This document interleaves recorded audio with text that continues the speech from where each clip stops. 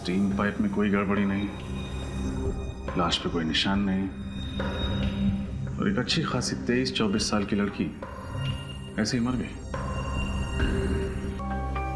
पता लगाना पड़ेगा स्टीम रूम में यह हाइड्रोजन साइनाइड गैस आया कहां से। इसका एक ही मतलब है, ये दवाइयां किसी तीसरे के लिए है, किसी तीसरे आदमी के लिए जिसे ये दोनों बचाना चाहते हैं। पर है कौन ये तीसरा आदमी?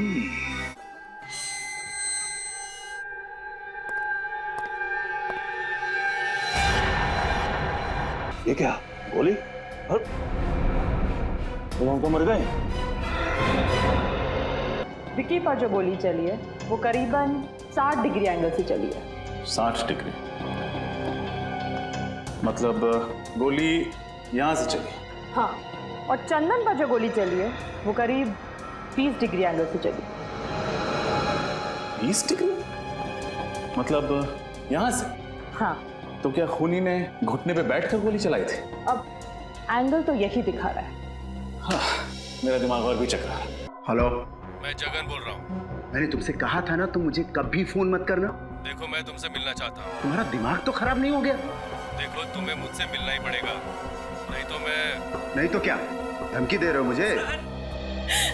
सर मेरी मदद कीजिए, मैं बहुत परेशानी में हूँ। प्लीज अब बताइए क्या हुआ है? कैसी परेशानी है आपको? मेरा बेटा जतिन गायब हो गया है। मैंने पुलिस में भी रिपोर्ट लिखवाई। कब से गायब है आपका बेटा जतिन? 3 हफ्ते पहले से। 3 में से गायब है वो। शायद अपने दोस्तों के साथ गया होगा। उनसे पूछताछ की आपने? सबसे पूछा, किसी को कुछ पता नहीं है। कोई फोन तो आया होगा? 3 तारीख को उसका फोन आया था, कह रहा था माँ आज रात को मैं देर से घर आऊंगा, और उसके बाद वो घर आया ही नहीं। सर मुझे लगता है मेरे बेटे को कुछ हो गया है। देखिए कुछ नहीं हुआ होगा आपके बेटे को, अब चिंता मत कीजिए, हम उसे ढूंढ निकालेंगे। मैम, क्या आपको किसी पर शक है? शाइना, जिस दिन से ये लड़की मेरे जतिन के जीवन में आई, मुझे पूरा यकीन था ये लड़की एक न एक दिन मेरे बेटे को जरूर मुसीबत में डाल देगी। है कौन ये शाइना? शाइना कुमार छोटी सी मॉडल है। आखिरी बार मेरे जतिन इसी से मिला था।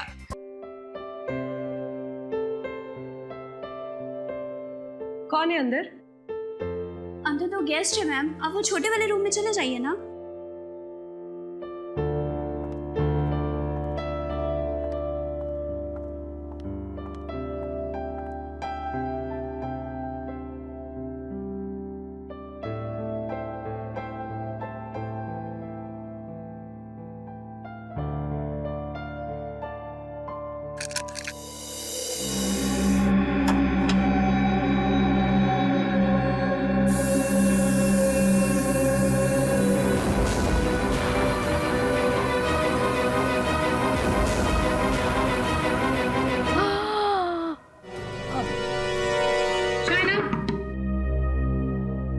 शाइना, काफी देर हो गई मैम को। Madam, Shaina open the door. Shaina madam please duplicate चाबी लेके आओ। हाँ, मैं लेकर आती हूँ जल्दी। शाइना,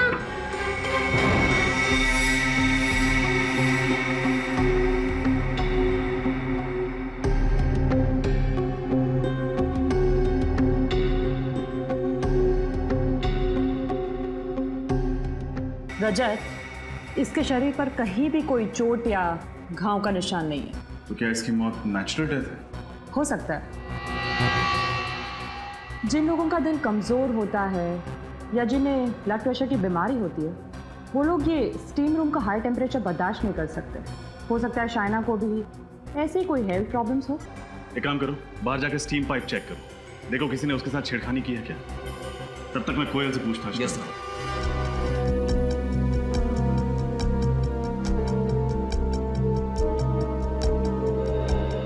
कोयल, शाइना को कोई हेल्थ प्रॉब्लम थी? कोई ब्लड प्रेशर की बीमारी या क्या उसका दिल कमजोर था?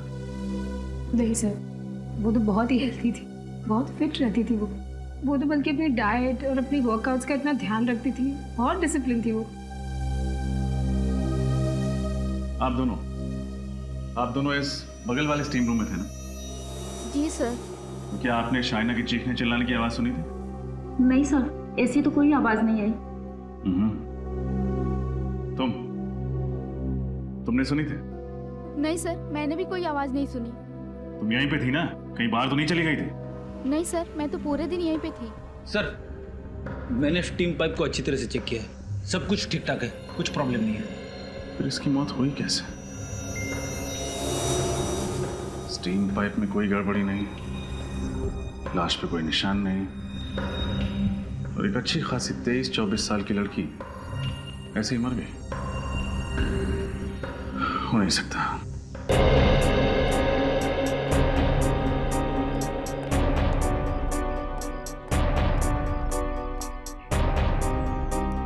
हाँ रेडी। सर, इस सिक्योरिटी गार्ड ने एक ऐसी बात बताई है जिसे सुन के मेरे दिमाग का हलवा बन गया। क्यों, क्या हुआ? ये कह रहा था कि कुछ देर पहले आलोक कहीं बाहर जाने के लिए शाइना की इस कार में बैठा, फिर अचानक उसने अपना इरादा बदल दिया और टैक्सी लेकर कहीं चला गया। अच्छा? हाँ सर, सिर्फ इतना ही नहीं, शाइना की कार की चाबी यहाँ इग्निशन में छोड़ के चला गया। अरे हाँ, चाबी इग्निशन में ही छोड़ दिया।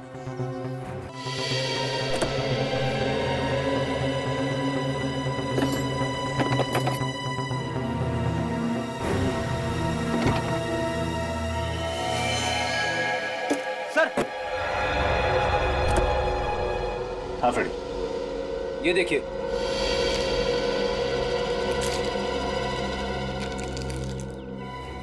अरे, इतनी सारी दवाइयां, मतलब शाइना जरूर बीमार थी। हाँ फ्रेडी, लेकिन कोयल ने हमसे झूठ क्यों कहा कि शाइना को कोई बीमारी नहीं? मुझे अब भी यकीन नहीं हो रहा है कि शाइना इस दुनिया में नहीं रही। वो मेरी सबसे अच्छी दोस्त थी, सबसे अच्छी। पहले तो तुम शाइना की खुद की अपनी गाड़ी में बैठे थे, फिर टैक्सी करके क्यों चले गए? जी सर, मुझे ये नहीं पता था कि वहाँ कितना वक्त लगने वाला है और शाइना को भी घर जाने में देर हो सकती थी, इसीलिए मैंने अपना इरादा बदल दिया। अच्छा, शाइना को कोई बीमारी थी क्या? बीमारी? हाँ, बीमारी? नहीं, बिल्कुल नहीं सर। तो फिर ये दवाइयां ये शाइना की गाड़ी में कहां से आई? नहीं सर, वो बिल्कुल ठीक थी सर। शाइना तो तुम्हें सब कुछ बताती थी ना? जी। तो फिर ये कैसे नहीं बताया? ये दवाइयां किसके लिए? सर, वो पिछले कुछ दिनों से मुझसे बहुत सी बातें शेयर नहीं कर रही थी। क्यों? पता नहीं सर, अचानक ही उसने नई गाड़ी खरीद ली थी और मालवीय नगर में नया घर भी बुक करवा लिया था। शाइना को ऐसे कौन से खजाने की चाबी मिल गई थी जिसकी वजह से उसकी पूरी लाइफस्टाइल ही बदल गई? हाँ, शायद उस तिजोरी की चाबी का इससे कुछ संबंध हो। देखा है इसे, जानती हो इसे? हाँ सर, इसका नाम जतिन है सर।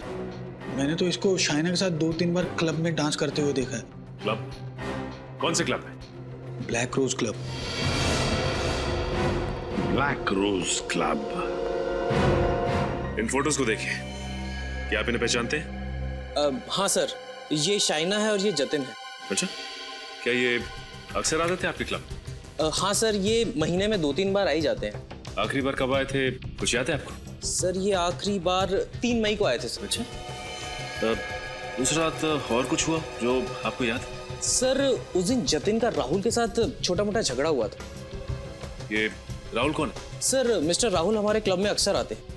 उनका एड्रेस और नंबर है आपके पास? नहीं सर, एड्रेस और नंबर तो नहीं है। Credit card details? नहीं सर, वो हमेशा कैश में पेमेंट किया करते थे। ठीक है, अगर ये राहुल अगली बार आए आपके क्लब में तो प्लीज सीआईडी को इन्फॉर्म कीजिए। Sure sir. इसकी मौत कैसे हुई? जहर की वजह से। जहर की वजह से? हाँ, हाइड्रोजन साइनाइड नाम के जहरीले गैस की वजह से। जहरीली गैस स्टीम रूम में? हाँ सचिन, सर मैंने इसके फेफड़ों का एक्सरे निकाला है, ये देखिए। हाँ। तो जहरीली गैस के वजह से जगह जगह पर इसके फेफड़ों में काले धब्बे पड़ गए। सर, लेकिन उस स्टीम रूम में इसके साथ और भी लोग थे, फिर उन लोगों को क्यों कुछ नहीं हुआ?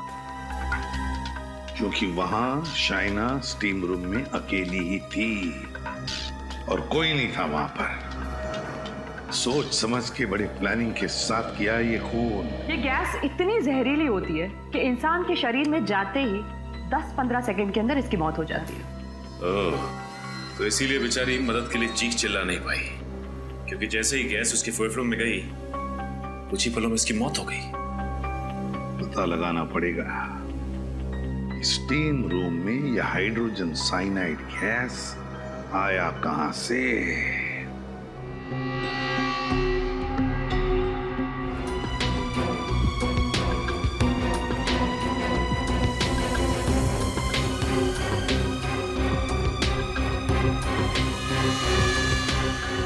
सर, हाँ,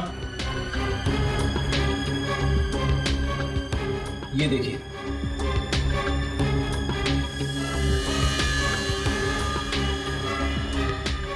लगता है ये छेद कीड़ों ने किए हैं।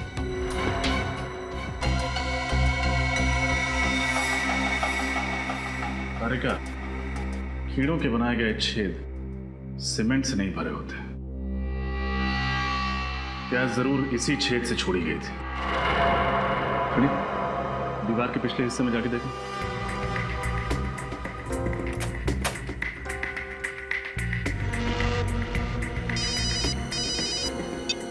हाँ फ्रेडी।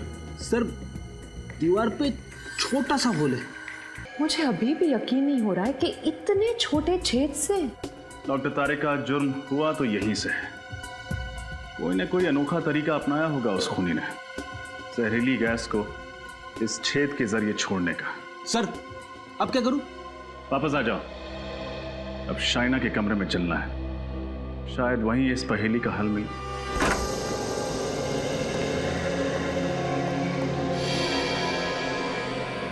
कमरे को अच्छे से चेक करो, कुछ ना कुछ जरूर मिलेगा।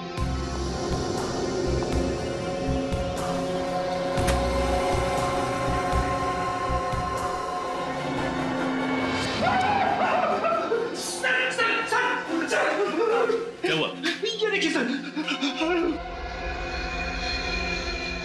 इतने सारे कॉकरोचेस। बैग को खोल के देखते हैं।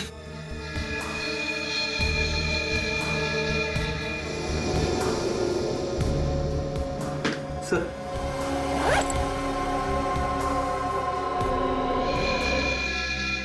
अरे, कोयल की फोटो और आईडी भी कोयल का ही है। शाइना के कमरे में कोयल की फोटो और कोयल का आईडी, ये कैसे?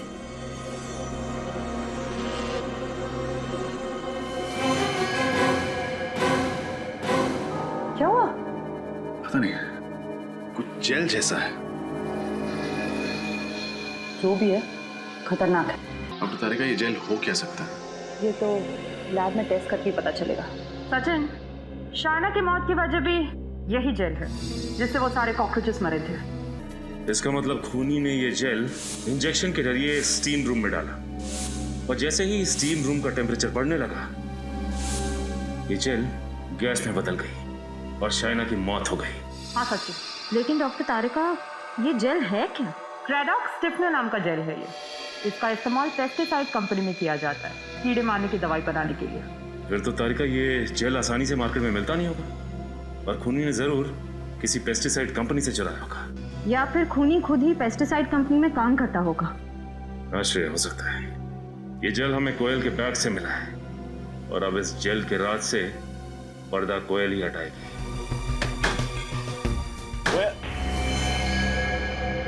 दरवाजा खुला पड़ा।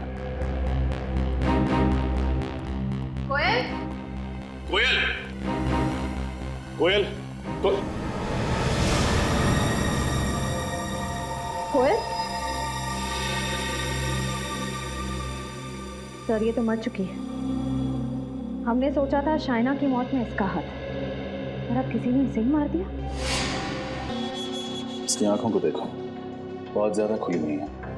हाँ सर, और मुंह भी खुला हुआ है, और नाक पे निशान भी है।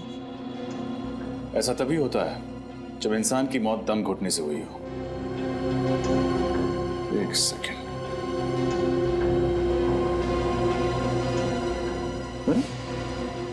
लिपस्टिक का निशान, जरूर इसी तकिए से इसका दम घोटा गया। श्रेया, पूरे घर की अच्छी तरह तलाशी लो, कुछ ना कुछ जरूर मिलेगा।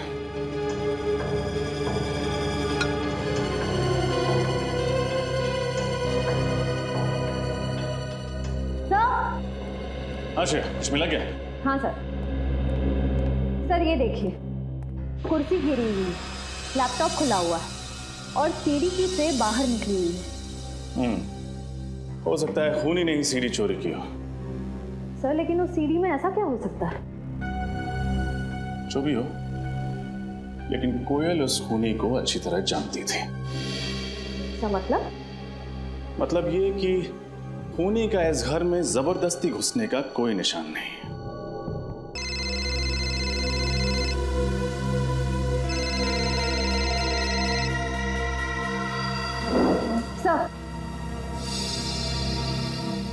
सर किसी शेफाली का फोन था।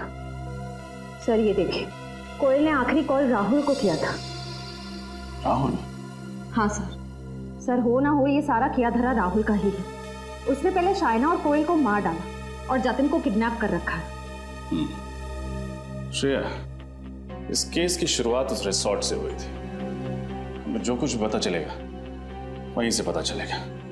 एक काम करते हैं, रिसोर्ट वापस चलते हैं। ये क्या कह रहे हैं सर? शाइना जी के खून में हमारे किसी स्टाफ वाले का हाथ है? हाँ, क्योंकि आपके स्टाफ की मदद के बगैर ये खून हो ही नहीं सकता। सर सर सर प्लीज थोड़ा धीरे बोलिए ना। अगर किसी ने सुन लिया तो हमारे रिसोर्ट को ताला लग जाएगा। अच्छा, वो तो आप सच नहीं बताएंगे तो भी ताला लगना ही है।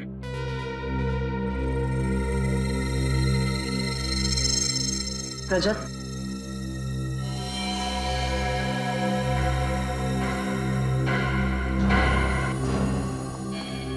क्या हुआ? आपकी तबीयत तो ठीक है ना? इतना पसीना क्यों आ रहा है?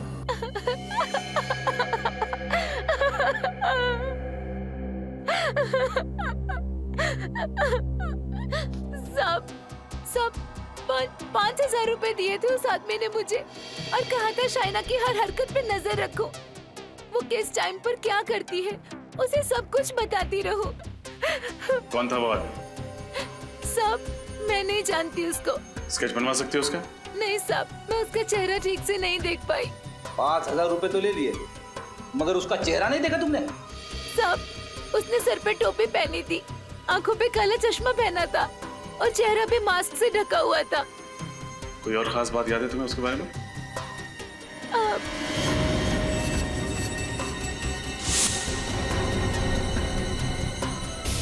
उसकी टोपी पे आरपीसी लिखा था। आरपीसी? आरपीसी तो कोई पेस्ट कंट्रोल कंपनी है। इसका मतलब आरपीसी कंपनी से ही कोई यहाँ आया जिसने जहरीले जेल के जरिए शाइना का खून कर दिया। सर ब्रिज ने जरूर वो केमिकल चुराने के लिए आरपीसी कंपनी ज्वाइन की होगी। एक बार उसने शाइना का खून कर दिया तो वो कंपनी छोड़ दी और कहीं जाके छुप गया। घर का कोना कोना छान मारो, कोई ना कोई सुराग तो हमें जरूर मिलेगा।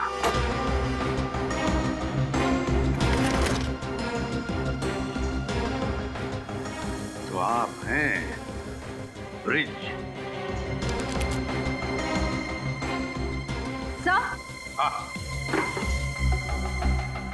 सर ये देखिए, शाइना की फोटो ब्रिज के तकिए के अंदर से मिली। अच्छा, तो कहीं किसी ने ब्रिज को शाइना को मारने की सुपारी तो नहीं दी थी? सर ब्रिज के घर पे भी वही दवाइयां जो शाइना की कार से मिली थी। हाँ, ये तो वही दवाइयां हैं। डॉक्टर तारिका बता रही थी कि ये दवाइयां अक्सर उन मरीजों को दी जाती हैं जिनको एक्सेसिव ब्लड लॉस हुआ। ये दवाइयां उन्हें दी जाती है जिनका बहुत सारा खून बह गया है। इसका एक ही मतलब है, ये दवाइयां किसी तीसरे के लिए है, किसी तीसरे आदमी के लिए जिसे ये दोनों बचाना चाहते हैं। पर है कौन ये तीसरा आदमी? अरे जी हाँ, अरे करवा देंगे, चिंता मत करो।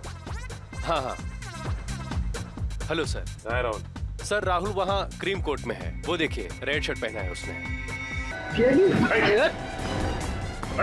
हटो।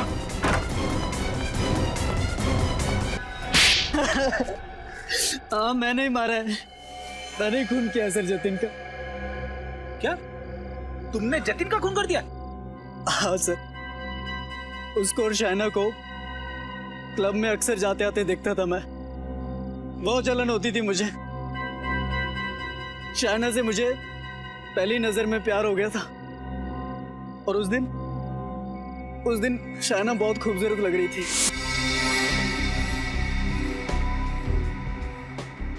लगता है ये गुलाब आप ही के लिए खिला है। अच्छा, देख, मुझे लगता है कि तुझे बहुत ज्यादा चढ़ गई है। अभी निकल और कहीं और जाके ट्राई मार। तू चुप करना, दिख नहीं रहा बात कर रहा हूं मैं। फिलहाल तो तू अभी निकल, मैं तेरे जैसे सड़क छाप बंदों के मुंह नहीं लगना चाहता। हट। शाइना के सामने इतनी बड़ी बेइज्जती मुझसे बर्दाश्त नहीं हुई सर, मुझे बहुत गुस्सा आया। जतिन, मैंने चाकू लिया और गोप दिया जतिन के पेट में। अगर ये शाइना से प्यार करता ना तो उसका खून नहीं करता। शाइना का खून? सर मैंने नहीं मारा शाइना को। खून तो क्या मैं उसे चोट पहुंचाने तक की नहीं सोच सकता सर। झूठ मत बोलो, तुमने ब्रिज को पैसे दिए थे शाइना को मारने के लिए। ब्रिज? सर ये नाम तो पहली बार सुन रहा हूं मैं। अच्छा, पहली बार सुन रहे हो? और कोयल का नाम ये भी पहली बार सुन रहे हो? कोयल शाइना की फ्रेंड? हाँ, कोयल शाइना की फ्रेंड, उसे भी मार दिया तुमने। उसे क्यों मारूंगा सर? मैंने नहीं मारा सर उसे। क्यों मारूंगा? मरने से ठीक पहले उसने तुम्हें फोन क्यों किया था? हा? सर वो मुझे कोई सीडी देने की बात कह रही थी। मुझे ये तो नहीं पता कि वो सीडी में क्या था, लेकिन वो इतना जरूर कह रही थी कि अगर वो सीडी किसी के हाथ लग गई तो मेरी जिंदगी बर्बाद हो सकती है। सर ऐसा क्या हो सकता है उस सीडी में? बड़ी कुछ तो जरूर ऐसा था उस सीडी में जो मुजरिम के लिए बहुत जरूरी था, और इसीलिए कोयल का खून हुआ है। जतिन के खूनी को तो पकड़ लिया, अब कोयल के खूनी को पकड़ना है। कोयल के खूनी तक हमें अब ब्रिज पहुंचाएगा।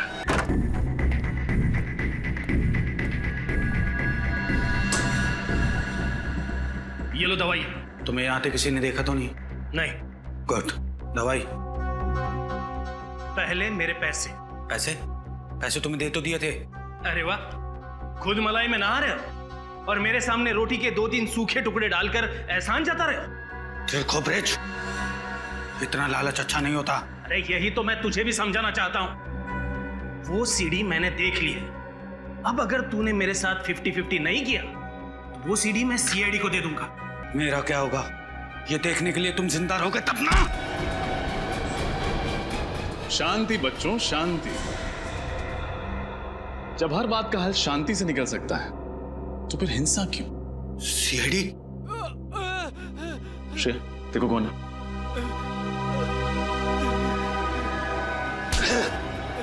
इंस्पेक्टर, जाने दो मुझे, वरना इसको मार दूंगा मैं। अरे मैं कब से शांति की बात कर रहा हूं, तुम्हें समझ में नहीं आया?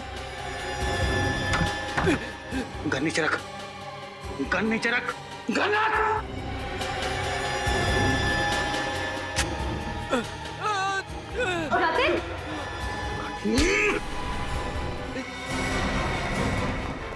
रुक, रुक जा, नहीं तो गोली मार दूंगा। अभी भी भाग रहा है। सीआईडी से आज तक कोई नहीं भाग पाया। सर, इस जुर्म का प्लान शाइना ने तब बनाया था जब राहुल ने गुस्से में आकर जतिन को चाकू मारा था। और फिर उसकी जुर्म के प्लान में तुम हिस्सेदार बन गए। हाँ सर, आलोक और शाइना दोनों मिलकर मुझे ब्लैकमेल कर रहे थे। सर मुझे पता ही नहीं चला कि शाइना ने कब मेरे जुर्म को उस कैमरे में रिकॉर्ड कर लिया। ज्यादा मासूम बनने की जरूरत नहीं है। भले ही जतिन की मौत ना हुई, लेकिन उसे चाकू मारकर तुमने बहुत बड़ा अपराध किया है। इसके लिए तुम्हें मेरा एहसानमंद होना चाहिए। सर, अगर मैं जतिन का सही वक्त पे इलाज ना करवाता तो उसकी मौत हो जाती सर। चुप! एक को बचाकर दूसरे को मारा है तुमने। और क्यों बचाया जतिन को? अपने स्वार्थ के लिए। और जब पैसों की लालच और भी बढ़ गई तो शाइना को भी खत्म कर दिया है ना, ताकि ब्लैकमेल का सारा पैसा तुम अकेले हड़प कर जाओ। वाह। और आलोक की इस काम में पूरी मदद की ब्रिज तुमने। जब जुर्म की सीडी तुम्हें शाइना के घर से नहीं मिली, तब तुम कोयल के घर पहुंच गए वो सीडी ढूंढने के लिए। आलोक ने मुझसे कहा था कि शाइना सीडी अपने घर पे रखने की बेवकूफी नहीं करेगी, कोयल के घर पर जाकर चेक करो। तो कोयल को भी मार दिया उस सीढ़ी के लिए। आज तक कोई भी गुनहगार सीआईडी के चंगुल से बच नहीं पाया है। अब जेल की सलाखों के पीछे बैठकर प्लानिंग करते रहना, फांसी का ऑर्डर आने तक। चलो सब लोग बैठ जाओ, चलो बैठो बैठो।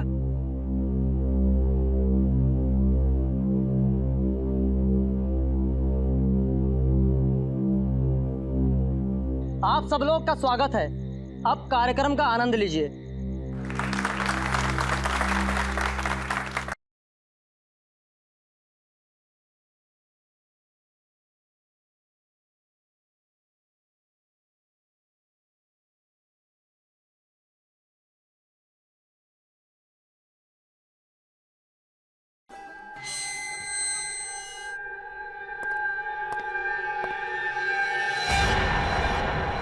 ये क्या गोली? तुम तो मर गए।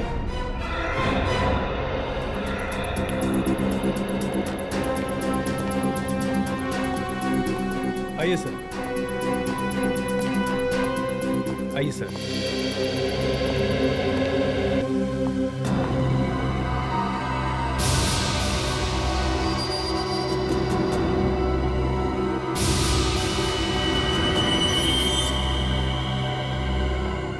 शरीर पे और कहीं भी कोई चोट या जख्म का निशान नहीं है। इसकी मौत गोली लगने की वजह से ही हुई है।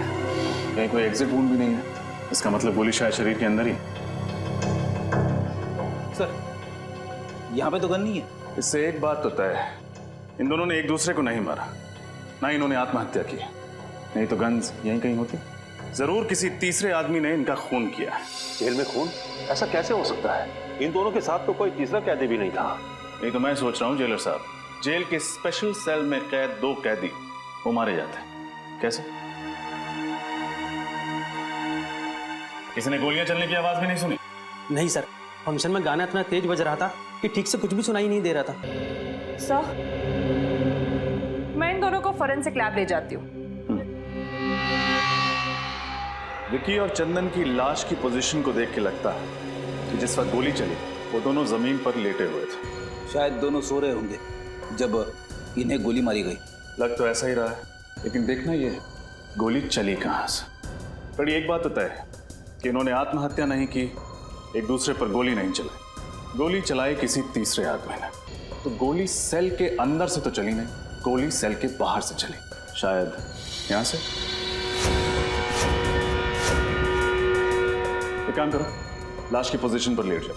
ठीक है सर, अगर आप कह रहे तो मैं सो जाता हूं।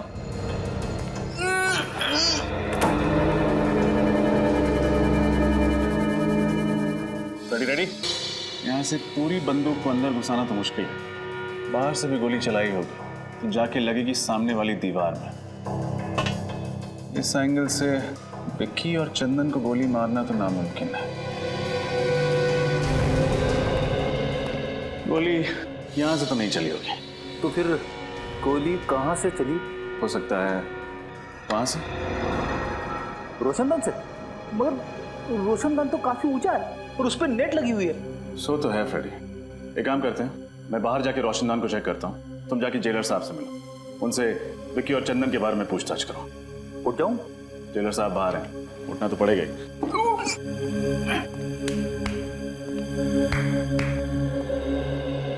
जेलर साहब, ये विकी और चंदन किस जुर्म की सजा काट रहे थे?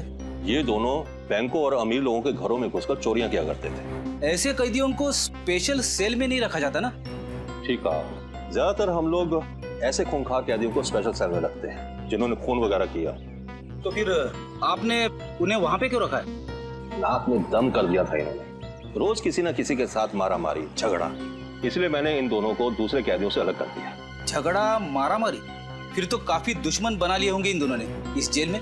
कोई भी कैदी इन्हें पसंद नहीं करता था। जेलर साहब, खून किसी कैदी ने किया है, लेकिन सर उनकी सेल के बाहर हमेशा सिक्योरिटी गार्ड का पहरा रहता था। इतनी सिक्योरिटी होने के बावजूद भी 2 खून हो चुके हैं। एक तो मैं सोच रहा हूँ कैदियों से मिलने कौन कौन विजिटर्स आते थे, उन सब की लिस्ट चाहिए मुझे। ठीक है। ये रोशनदान तो काफी ऊंचाई पर है। यहाँ तक पहुंचने के लिए उन्हीं को या तो एक ऊंचा स्टूल या फिर सीढ़ी की या घोड़े की जरूरत पड़ी होगी। लेकिन ऐसा कोई भी सामान यहाँ तक लाना या फिर यहाँ से ले जाना बहुत मुश्किल है। एक खूनी ऊपर कैसे चढ़ा? और अगर वो वहां चढ़ भी गया तो गोली कैसे चलाएगा? क्योंकि जाली के साथ कोई छेड़खानी तो की नहीं गई, ना ही जाली में कोई छेद है। सर, मैंने जेलर साहब से कह के सारे विजिटर्स की लिस्ट मंगवा ली है जो कैदियों से मिलने आते थे। Very good. हाँ डॉक्टर तारिका।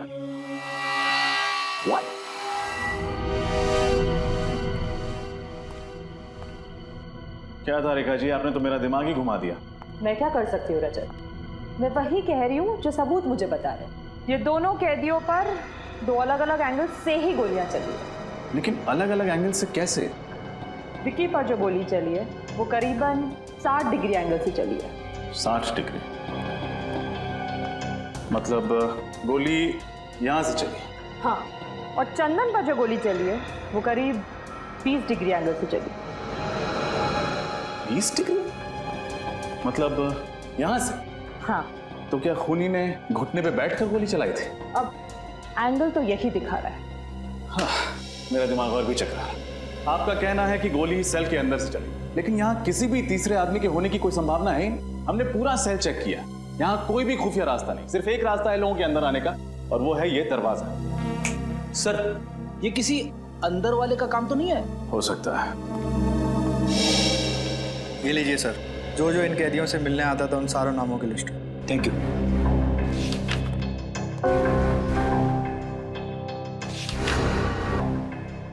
ये देखिए सर, जसलोक नाम का एक आदमी है जो पिछले 1 महीने से 2 कैदियों से मिलने हर रोज जेल में आ रहा है। दोनों कैदियों के नाम? मुन्ना और जकोटा। मुन्ना और जकोटा से मिलते हैं। जल्दी आओ। ये मुन्ना है और ये जकोटा। स्पेशल सेल की 7 वाली जेल में रखा गया है इनको। मुन्ना और जकोटा किस जुर्म की सजा काट रहे हैं तुम? लुटेरे हैं तुम। सुनसान हाईवे पर मुसाफिरों को रोककर उनके पैसे गहने वगैरह छीन लेते हैं। पर कभी किसी मुसाफिर का नुकसान नहीं किया साहब। मुसाफिरों को नुकसान नहीं पहुंचा, लेकिन जेल के अंदर 2-2 खून कर दिए। 2-2 खून? साहब ये क्या कह रहे हैं आप? किसी का खून करने के बारे में हम कभी सोच भी नहीं सकते। बनो मत। विक्की और चंदन के साथ तुम दोनों का 36 का आंकड़ा था ना? 36 का नहीं, 37 का कहिए। कोई दिन ऐसा नहीं गया जब इन दोनों की उन दोनों के साथ तू मैं ना हुई हूँ। कई बार तो हाथापाई की नौबत आई है। साहब, विक्की और चंदन को तो आपने अलग सेल में बंद कर दिया था, फिर हम उन्हें कैसे मार सकते हैं साहब? मार सकते हैं, जरूर मार सकते हैं, अपने उस साथी की मदद से जो पिछले 1 महीने से हर रोज तुम दोनों से यहाँ मिलने आता है। साथी? आप लोग किस साथी की बात कर रहे हैं साहब? जसलोक की बात कर रहे हैं। जसलोक? वो तो वो क्या? जसलोक का नाम सुनते ही तुम दोनों के पसीने के छूटने लगे। आप लोग गलत समझ रहे हैं साहब। हमारा और जसलोक का ऐसा कोई इरादा नहीं था साहब। तो फिर क्या इरादा था? सच सच बता दो, वरना जसलोक से तो सच निकलवा ही लेंगे हम। साहब, विक्की और चंदन हमारे दुश्मन नहीं, दोस्त थे। झूठ, फिर से झूठ। नहीं साहब, हम सच कह रहे हैं साहब। हम चारों जसलोक की मदद से जेल तोड़ के भागने की साजिश कर रहे थे। जेल तोड़कर भागने की साजिश? हाँ साहब, इसीलिए उस दिन हमने जेल में झगड़े का नाटक किया था, ताकि आप लोगों को हमारे ऊपर शक ना हो। इतना बड़ा धोखा, इतनी बड़ी साजिश। देखो, अगर ये बात गलत निकली ना तो। आप फिक्र मत कीजिए जेलर साहब, जब भी जसलोक हमारे हाथ लगेगा सच तो बाहर आ ही जाएगा। किसी और पर शक है आपको?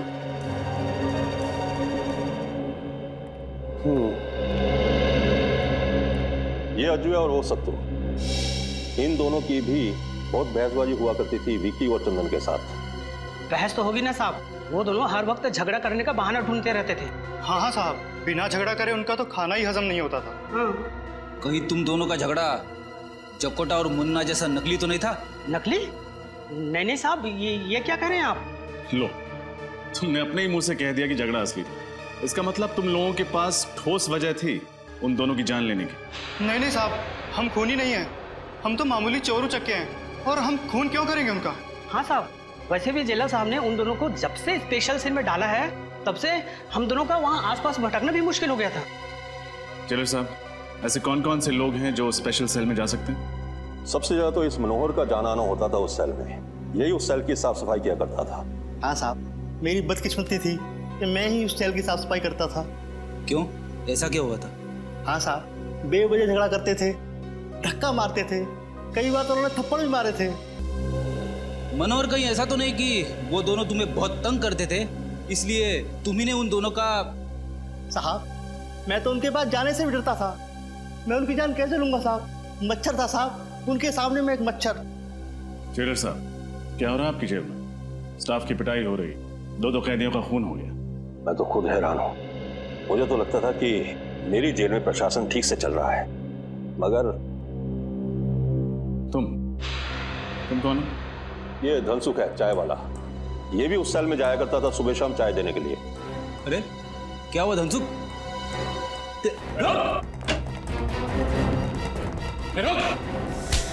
मुझे छोड़ दीजिए साहब, मुझे छोड़ दीजिए। क्यों छोड़ दे? मैंने कुछ नहीं किया। कुछ किया नहीं तो बात क्यों रहा था? मैं डर गया था साहब। बेगुनाह लोग डरते नहीं है, समझे? क्या तुम्हारा भी कोई झगड़ा हुआ था उनके साथ? नहीं साहब, मुझसे तो दोनों प्यार से बातें करते थे। आखिरी बार चाय कब देने गए थे उन्हें? यही कोई 7:30-8 बजे के करीब। यानी फंक्शन शुरू होने से पहले। क्या उस वक्त दोनों ठीक थे? हाँ साहब, दोनों अच्छे भले थे, आपस में बातें भी कर रहे थे। बातें कर रहे थे? क्या बातें कर रहे थे? कुछ सुना था तुमने? हाँ साहब, याद आया। क्या है? क्या बात है? अरे भाई, ये क्या मुसीबत है? मच्छरों ने काट काट कर बेहाल कर दिया है, जीना आराम हो गया है। हाँ? अरे मच्छर काट रहे हैं तो मच्छरदानी मंगवाऊं? जाओ चुपचाप सो जाओ।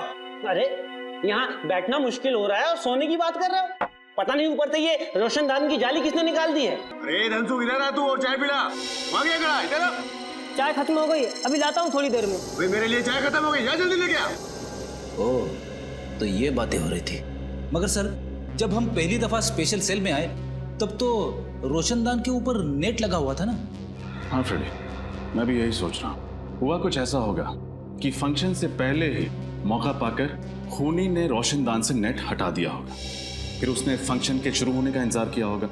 जैसे ही फंक्शन शुरू हुआ, सब लोग बाहर चले गए और खूनी ने विकी और चंदन को गोली से मार दिया। फिर वापस भागने से पहले उसने रोशनदान पर नेट वापस लगा दिया। सर, ये रहा जसलोक, बड़ी मुश्किल से हाथ लगा है। 9-2-11 होने के फिराक में था। तो आप हैं मिस्टर जसलोक, जो पिछले 1 महीने से हर रोज मुन्ना, जकोटा, विकी और चंदन से मिलने के लिए जेल में जाते थे? हाँ? क्या बकवास कर रहे हैं सर? एक तो आपका ऑफिसर मुझे जबरदस्ती उठाकर लेकर आया, ऊपर से आप अनाप शनाप बके जा रहे हैं। अरे जेल में किसी से मिलना गुनाह है क्या? जी नहीं, जेल में किसी से मिलना गुनाह नहीं है, लेकिन जेल से भागने में किसी की मदद करना गुनाह जरूर है। सर, मैंने किसी की मदद नहीं की और ना ही किसी साजिश में मेरा कोई हाथ है। देखो, मुन्ना और जकोटा अपना मुंह खोल चुके हैं। तुम्हारे लिए यही बेहतर है कि तुम हमारा समय बर्बाद ना करो। बोलो सच। हाँ सर, मैंने उन लोगों की मदद करने का वादा किया था, वो सिर्फ इसलिए कि वो मेरे दोस्त थे। और जेल से निकलने के बाद इन चारों का क्या प्लान था? सर, वो मुझे पता नहीं है। मैं तो सिर्फ जेल से निकलवाने में मदद कर रहा था। उसके बदले में वो लोग मुझे 10 लाख रुपए देने वाले थे सर। 10 लाख रुपए? हाँ, गोलियां शायद उस रोशनदान से ही चली हैं। लेकिन एक बात समझ में नहीं आ रही। डॉक्टर तारिका ने कहा था कि एक गोली यहां से 60 डिग्री एंगल से चली और दूसरी गोली यहां से 20 डिग्री एंगल से चली। लेकिन अगर दोनों गोलियां एक ही दिशा से उस रोशनदान से आई तो दोनों कैदियों को अलग अलग एंगल से कैसे लगी? कहीं खूनी रोशनदान से तो अंदर नहीं आया? क्या फ्रेडी, रोशनदान का साइज देखा है तुम? इतने छोटे से रोशनदान से एक पूरा इंसान अंदर कैसे आ सकता है? अरे तो क्या सर, गन खुद उड़ के आई अंदर? क्या कहा तुमने? नहीं सर, नहीं, शायद सही कहा तुमने। हाँ, गन उड़ के ही सेल के अंदर आई। गन उड़ के अंदर ही? हो सकता है गन किसी ऐसी चीज के साथ जुड़ी हुई है जो उड़ सकती है, जैसे कि कोई खिलौना। हाँ सर, वो छोटे छोटे खिलौने होते हैं ना, वो हेलीकॉप्टर्स, एरोप्लेन, जिन्हें रिमोट कंट्रोल से उड़ाया जाता है। एग्जैक्टली। दरअसल हुआ कुछ ऐसा होगा कि खूनी रोशनदान के उस तरफ नीचे खड़ा हो, उसके हाथ में रिमोट कंट्रोल होगा, उसने इस रोशनदान के जरिए हेलीकॉप्टर को अंदर भेजा होगा। हेलीकॉप्टर में एक कैमरा फिट होगा जिसके जरिए खूनी देख सकता था कि हेलीकॉप्टर कहां जा रहा है। इसके अलावा हेलीकॉप्टर में एक मैकेनिज्म होगा जिससे वो दोनों गोलियां चली होंगी, जिससे कि विकी और चंदन की नींद में ही मौत हो गई। Excuse me. हाँ जी। आपकी दुकान में रिमोट कंट्रोल से चलने वाला हेलीकॉप्टर मिलता है? नहीं, ऐसा हेलीकॉप्टर तो हमारे दुकान में नहीं मिलता है। अगर ऐसा हेलीकॉप्टर आपकी दुकान में नहीं मिलता है तो आपको पता तो होगा ये कहाँ मिलता है। एक काम कीजिए सर, आगे चले जाइए और पूछ लीजिए, उनको शायद पता होगा कहाँ मिलता है। आपको नहीं पता? नहीं। तो ऐसा बोलो ना।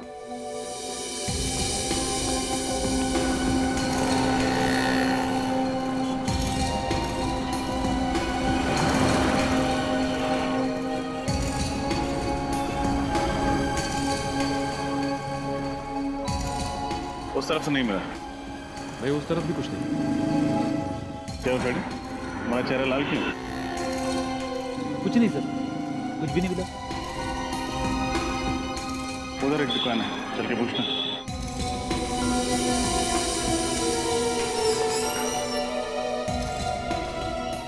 कहिए सर, क्या चाहिए आपको? आपकी दुकान में रिमोट वाला हेलीकॉप्टर मिलता है? हाँ जी मिलते हैं सर। दिखाइए जरा। फिलहाल तो सब बिक चुके हैं, अगर आप कहें तो आपके लिए ऑर्डर से मंगवा देता हूँ।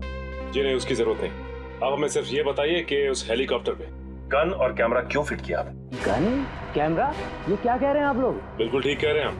हमें अच्छी तरह से मालूम है कि उस तरह के हेलीकॉप्टर सिर्फ आपकी दुकान पे मिलते हैं, इसलिए आप ये बताइए कि उस हेलीकॉप्टर पे आपने गन और कैमरा क्यों फिट किया? ये आप लोग बेवजह मुझे बदनाम कर रहे हैं। अच्छा, दो खून हुए हैं आपके इस कातिल खिलौने से, और वो भी जेल में। दो खून, वो भी जेल में? ये बताइए कि किसके लिए किया है ये सब आप, बोलो। मैं सच कह रहा हूँ सर, मैं इस बारे में कुछ नहीं जानता। आप नहीं जानते तो शायद कोई और जानता होगा। आपके अलावा और कौन है इस दुकान में? इस दुकान में तो मेरे अलावा बस मेरा आदमी राजेश। कहाँ है राजेश? बुलाओ उसे। वो तो अभी बाहर गया है, बस आता ही होगा। ये लीजिए राजेश, ये लोग सीआईडी से हैं। सीआईडी? रुक।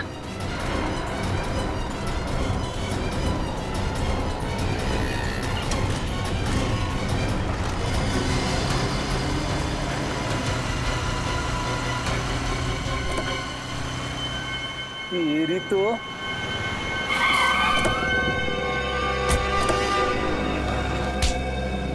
कहाँ भाग रहे थे? अगर हेलीकॉप्टर में भागते तो शायद बच भी जाते, लेकिन अफसोस।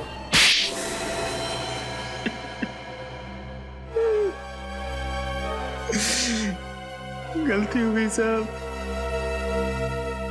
मैंने जो कुछ भी किया पैसों के लिए किया। उस आदमी ने मुझे 50,000 रुपए दिए थे हेलीकॉप्टर में गन फिट करने के लिए। पैसों के लालच में तुमने एक खूनी की मदद की? किसने पैसे दिए थे? पता नहीं, उसका ना तो नंबर याद है, ना एड्रेस, और नहीं नाम। चेहरा याद है उसका? शक्ल थोड़ी थोड़ी याद है उसकी। कम से कम कुछ तो याद आया इसे श्रेया। इससे स्केच बनवा लेते हैं और अपने क्रिमिनल डाटाबेस में चेक करते हैं, हो सकता है ये कोई पुराना अपराधी।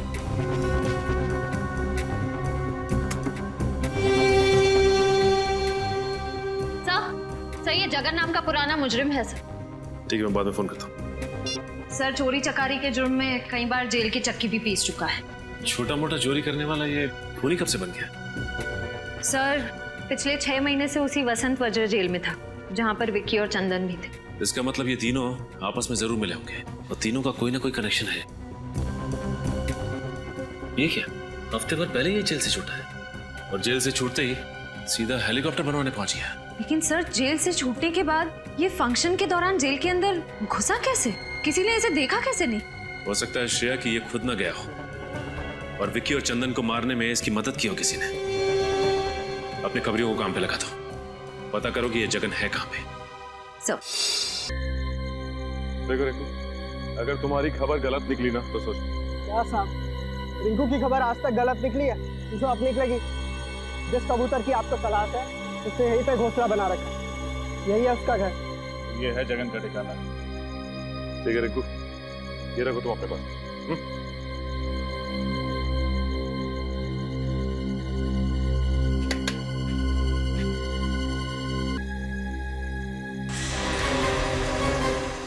क्या करें, सीआईडी के आने का कोई वक्त ही नहीं हुआ। सीआईडी? बोल, क्यों मरवाया तूने विक्की और चंदन को? मेरी कोई दुश्मनी नहीं थी विक्की और चंदन के साथ। अगर तेरी कोई दुश्मनी नहीं थी तो उन्हें मरवाया क्यों तू? पैसों के लिए। किसने दिए थे पैसे? बताओ किसने दिए थे पैसे तुम्हें ये सब काम करवाने के लिए?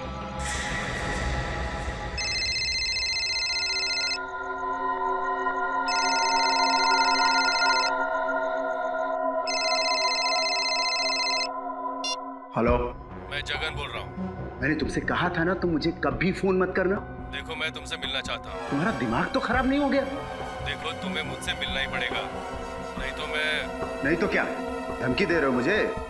आज रात 9:30 बजे ज्वाला रोड इंतजार करूंगा। अगर नहीं आए तो। नहीं आए तो क्या कर लोगे? हेलो हेलो,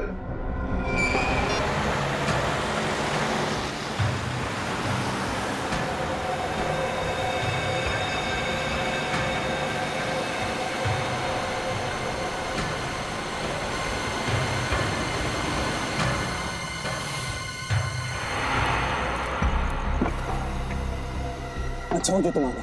मुझे सीआईडी की धमकी देने की तुम्हारी हिम्मत कैसे हुई? देखो सीआईडी तुम्हारी वजह से मेरे पीछे पड़ी है। अब तुम्हारा फर्ज बनता है कि तुम मुझे सीआईडी से बचाओ। तुम्हें सीआईडी से बताना ही होगा कि असली गुनहगार तुम हो, समझे ना? अच्छा, मुझे लगता है तू ऐसे नहीं मानेगा। रुक, तेरा तो एक ही इलाज है। नहीं नहीं नहीं नहीं, नहीं। इतना बड़ा धोखा। सीआईडी के सामने गोलीबारी अच्छी बात नहीं है।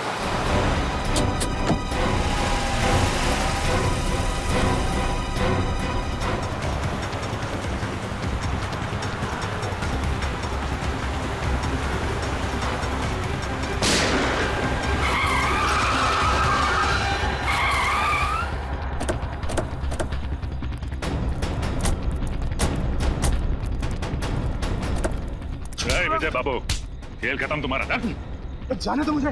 चल जाने दे। जाने दे। शर्म आनी चाहिए तुम्हें। कानून की सेवा करते हो और दो कैदियों का खून कर डाला।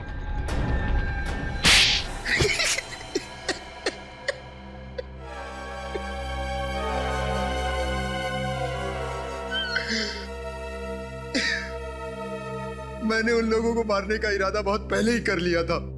इंतजार था तो बस एक सही मौके का, और वो मौका मुझे मिला जेल के उस फंक्शन के दौरान। क्यों? ऐसा क्या किया था उन दोनों ने तुम्हारे साथ, जो पुलिस में होते हुए भी तुमने कानून को अपने हाथ में लिया? उन लोगों ने मेरी बहन के घर चोरी तो की ही थी, साथ ही साथ उन्होंने मेरी बहन अर्चना के साथ छेड़छाड़ और जबरदस्ती की थी। क्या? तो तुमने ये बात किसी से कही क्यों नहीं? मैं डरता था कि समाज में बदनामी होगी, मेरी बहन का घर से बाहर निकलना मुश्किल हो जाएगा। बस इसी डर से मैं अपना मुंह बंद करके बैठा था, और विक्की और चंदन इसी डर का फायदा उठाकर मुझे ब्लैकमेल करने लगे थे। नजरें क्यों चुरा रहे हो विजय बाबू? ये अगले हफ्ते तक 20,000 रुपए मिल जाने चाहिए हमें, वरना तेरी बहन अर्चना की दुखद कहानी ना बहुत जल्दी पूरे शहर की जुबान पे होगी बेटा, समझा? और आंखें मत घूर न दिखा। चल काम कर अपना। ले। हर पल अपमान का घूंट पीकर जिंदगी गुजारना आसान नहीं है। माना तुम्हारी बहन के साथ जो हुआ गलत हुआ, पर ये सोचकर चुप बैठ जाना कि बदनामी होगी, ये बहुत ही गलत और पिछड़ी हुई सोच है। आप शायद ठीक कह रहे हैं, पर अपनी बहन को और दर्द में देखने की हिम्मत नहीं थी मुझ में। इसीलिए उन लोगों को सजा देने का जिम्मा मैंने अपने कांधों पर उठाया, और जगन की मदद से हेलीकॉप्टर में गन लगवाई, और उस गन की मदद से